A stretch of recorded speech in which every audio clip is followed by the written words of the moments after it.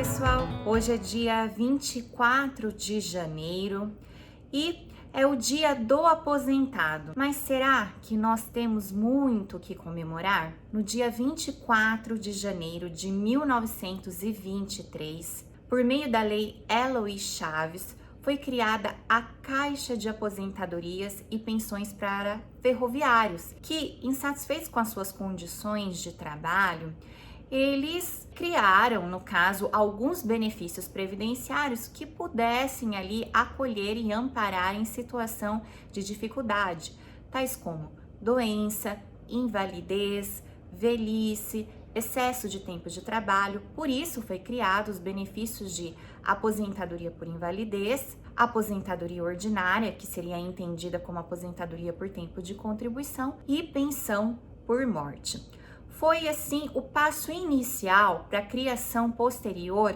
da Previdência Social, essa previdência que faz parte da Seguridade Social. Mas ocorreram aí, depois da criação da Previdência Social, muitas mudanças normativas e a mais recente dela é a da reforma da Previdência, do dia 12 de novembro de 2019. E é isso que eu quero conversar com vocês. Diante desta reforma da Previdência, nós temos o que comemorar? O aposentado, ele já está aí recebendo seu benefício previdenciário.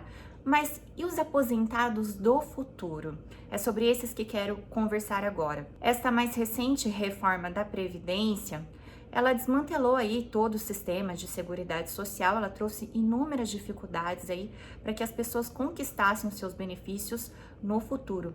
Enrijeceu as condições, os requisitos para concessão desses benefícios previdenciários e também diminuiu consideravelmente a renda dos benefícios. Então, gostaria de mencionar que ela estabeleceu uma idade mínima para aposentadoria especial, aquela aposentadoria em que a pessoa trabalha em condições que fazem mal à sua saúde ou integridade física, o que seria um contrassenso, justamente porque este trabalhador sai do agente nocivo mais cedo antes de que cause um dano, um prejuízo irreparável para a sua saúde. E ela estabeleceu também uma regra de transição igualmente nociva, na maioria dos casos aí, de 86 pontos em idade e tempo de contribuição, sendo pelo menos 25 anos na função insalubre ou periculosa. Neste caso, para a regra definitiva, a pessoa tem que ter pelo menos 60 anos de idade.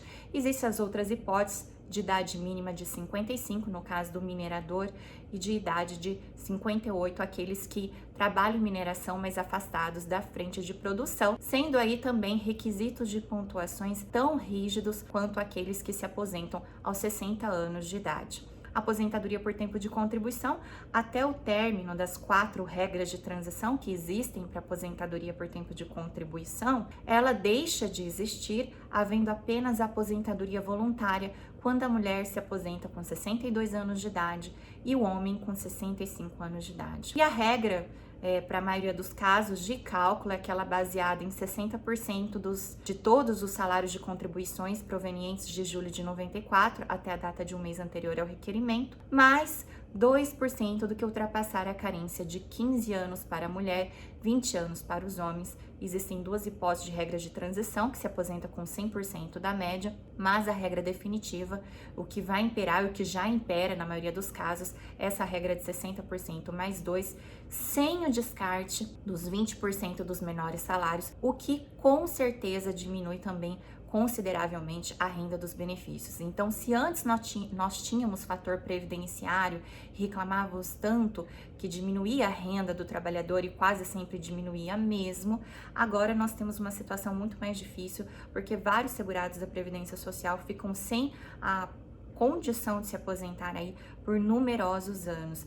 A pensão por morte deixou de ser integral, então agora ela é de 50% mais 10% por dependente, sendo integral somente no caso de 5 dependentes ou mais. Lembrando que a cota parte da outra pessoa que deixa de ser dependente não reverte para os demais. Outra situação que pode-se dizer que causou espanto, perplexidade, é em relação ao benefício de aposentadoria por invalidez. Esse benefício, quando a pessoa, entendido atualmente, né, o codinome certo é benefício por incapacidade permanente, essa pessoa não tem condições de retornar ao trabalho, salvo em algumas situações, mas em regra essa pessoa está permanentemente incapaz para o trabalho.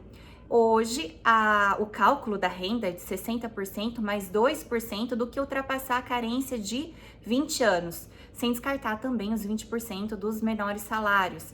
E antes ela era de 100% e com descarte dos 20% dos menores salários. Então pode ser que essa pessoa, muitas vezes arrimo de família, fique em uma situação sem poder trabalhar e com uma renda muito menor e que é difícil inclusive de se manter a si próprio, quanto mais os demais. E essa reforma da Previdência, ela foi instituída, né? Um argumento das pessoas que lutaram tanto para que ela fosse aprovada, inclusive dos políticos, é que ela era necessária para salvaguardar as presentes e futuras gerações e que o sistema previdenciário poderia quebrar a qualquer momento.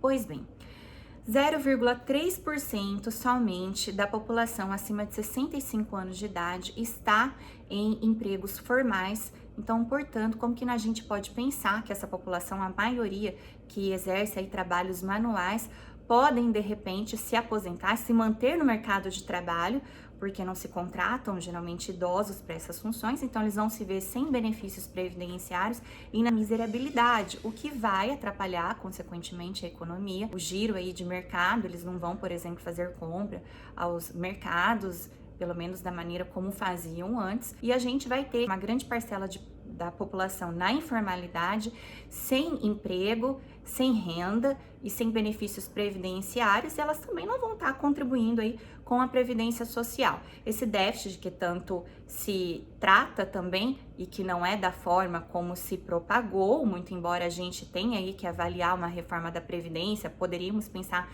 numa instituição de uma idade mínima, mas não da forma como foi realmente realizada, pensando de uma forma a curto prazo e não numa economia aí a longo e a médio prazo, que não fizessem com que o legislador mais para frente novamente tivesse que instituir novas mudanças previdenciárias.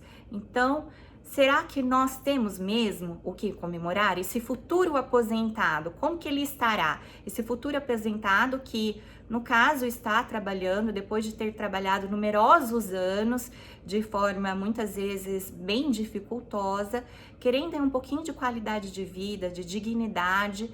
Ele, no momento que vai requerer sua aposentadoria, pensa que vai requerer sua aposentadoria, não consegue o benefício de maneira tão rápida, ou então tem uma renda aí sensivelmente diminuída. Então eu entendo que nós, infelizmente, não temos o que comemorar, só temos o que agradecer aos aposentados que já cumpriram aí boa parte da sua missão trabalhando em prol da coletividade.